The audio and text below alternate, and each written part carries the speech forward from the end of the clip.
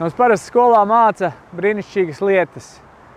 Ja ūdeni nomet no punkta A uz punktu B, pa ceļam rodās enerģija. Ja pūš vējš un viņu uztver un pārvērs elektrībā, atkal rodās enerģija. Un tas ir brīnišķīgi. Un tad sākās reālā dzīve, kur saucās demokrātija. Man jau radinieks pirms gadiem 15 teica, ka pirmie 50 gadi demokrātijā ir paši grūtākie. Viņš uzskatīja, ka viņi Anglijā tur mācās jau 250 un vairāk gadus. Tātad, kas šobrīd notiek Latvijā? Es uzskatu, ka enerģētiķi nemāk sarunāties un nemāk izvērst savus projektus līdz galam. Skatieties, Latvija Energo 5 miljoni, tad kaut kāds obligātā iepirkuma komponente, tad kaut kādi 143 vai 146 mazie hesi, kuri atklāti grauj Latvijas upes, tā skaistā enerģijas trepītes iepirkšanas režīmā, nevis dabas daudzveidības režīmā. Un tagad tam visam klāt vēl pienākusi tā vēja enerģija.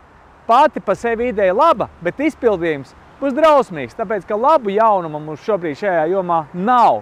Un es varbūt varētu pastrīdēties ar lauksaimnieku, kuram lielā laukā stāv vientuļa turbīna, bet iebāzt turbīnas, gribēt iebāzt turbīnas Nītaures, Zaubes, novados mazajos, tagad viņas saucās jau administratīvās, kā tur, apvienības, bet vēl mēģināt viņas varbūt iekomponēt kaut kur aiz horizonta 20 vai vairāk kilometrus no krasta, es to varētu saprast. Bet tanī brīdī, kad tev pasaka, lūk, ir tava ainava, un tagad nākam mēs, attīstītāji, tā ir ņirgāšanās par tautu.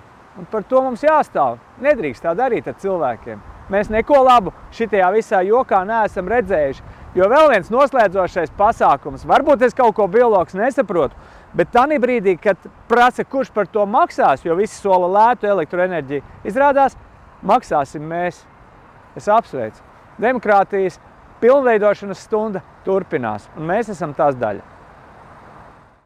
Piesako mums sociālajos tīklos un pievienojas biedrībai Drosme darīt. Aizsargāsim Latvijas dabu un sabiedrību kopā!